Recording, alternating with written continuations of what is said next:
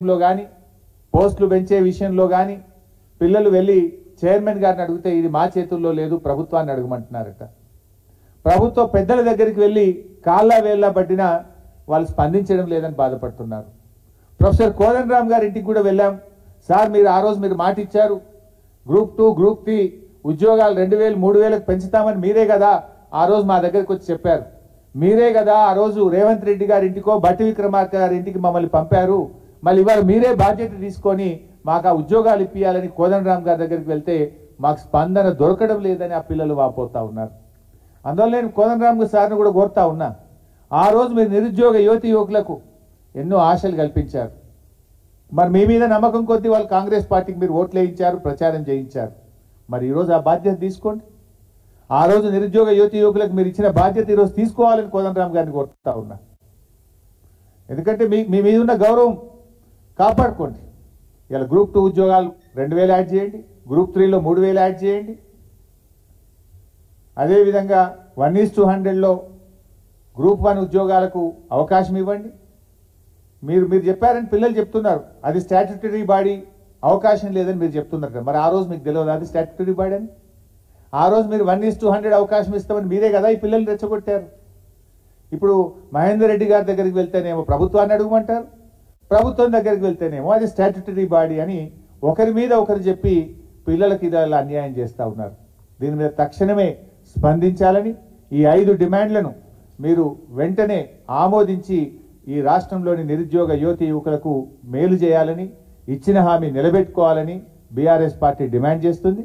ఒకవేళ మీరు స్పందించకపోతే తప్పకుండా రాబోయే రోజుల్లో ఈ రాష్ట్రంలోని నిరుద్యోగ యువతి యువకుల మధ్య వాళ్ళ పక్షాన పెద్ద ఎత్తున ప్రజా పోరాటానికి కూడా శ్రీకారం చుడతాం. వాళ్ళకు న్యాయం జరిగేదాకా వాళ్ళకు వెన్నంటి ఉంటామని చెప్పి ఈ ప్రభుత్వాన్ని హెచ్చరిస్తా ఉన్నాం. మొదటి అంశం అయిపోయింది వైశాఖ. మరి 3 న్యాయం చేయాలి మిత్రమా. అన్నీ మరి చాలా పబ్లిక్ ఇష్యూస్ మాట్లాడుతున్నా నేను. I request you to please do justice. ఇక రెండో అంశం, రాష్ట్రంలో ప్రభుత్వం ఏర్పడి 6 నెలలైంది. ఆ రోజేమో డిసెంబర్ 9వ తేదీ మొదటి రోజే 6 గ్యారెంటీలు అమలు చేస్తామన్నారు. ఇక ప్రచారంలో అయితే ఊరూరా ఉదరగొట్టినారు. కానీ కాంగ్రెస్ నేతలు నేడు పాలకులుగా మారిన తర్వాత కనీసం వాటి ఊసే ఎత్తుతలేరు. ఇలా పరిస్థితి ఏంటంటే గ్రామాల్లో ఒక ప్రజాప్రతినిధిగా మేము ఊర్లలో తిరిగినప్పుడు పాపం అవ్వా తాతలు వచ్చి బిడ్డ ఏప్రిల్ నెల పింఛన్ పడలేదు అని అడుగుతున్నారు, బిడ్డ మే నెల పింఛన్ రాలేదు అంటున్నారు.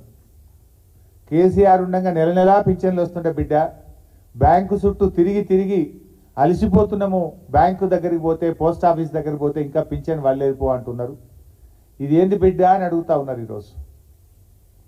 ఆనాడేమో అవ్వా నీ పింఛన్ ఎంత, ఇక వస్తుంది ఇందిరమ్మ రాజ్యం డిసెంబర్ 9న 4000 పింఛన్ ఇస్తామని ఉదరగొడుతుంది.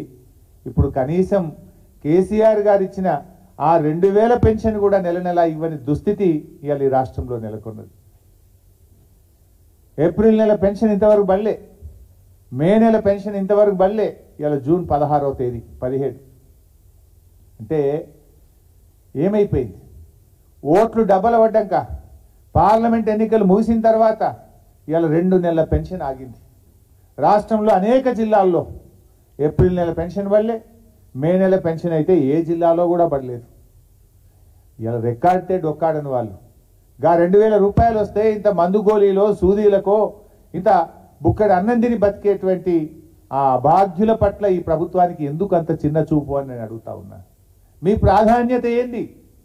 భర్త వదిలిపెట్టిన మరి ఒంటరి మహిళ కావచ్చు, భర్త చనిపోయిన వితంతువురాలు కావచ్చు, వికలాంగులు కావచ్చు, వృద్ధులైన పిల్లలు చూడని తల్లిదండ్రులకు ఈ ఆసరా పెన్షనే ఆసర కదా.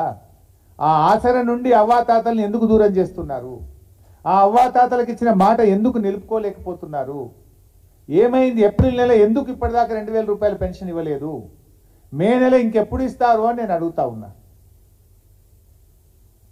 ఎలక్షన్లు అప్పుడేమో జనవరిలో ఒక నెల పెన్షన్ ఎగ్గొట్టిండ్రు. దాన్ని మేము గట్టిగా డిమాండ్ చేస్తే పార్లమెంట్ ఎన్నికలు జరిగేటప్పుడు ఆ జనవరిది ప్లస్ ఆ నెలది కలిపి 2 నెలలు ఇచ్చారు, 1 నెల ఓట్లు ఇచ్చే నెలల ఓట్లు అయిపోయినాయి, ఇప్పుడు 2 నెలల పెన్షన్ పెట్టారు. ఇది ఎక్కడి మోసం? ఇలా రాష్ట్ర ప్రభుత్వాన్ని మేము డిమాండ్ చేస్తున్నాం, తక్షణమే ఆ అవ్వాతాతలకు 2 నెలల పెన్షన్ ఏప్రిల్ మే విడుదల చేయాలని చెప్పి మేము ప్రభుత్వాన్ని డిమాండ్ చేస్తూ ఉన్నాం. ఆ రోజు ఏమన్నారు ఎన్నికల ముందు? కేసీఆర్ ఒకరికే పింఛన్ ఇస్తుండు, మేము వస్తే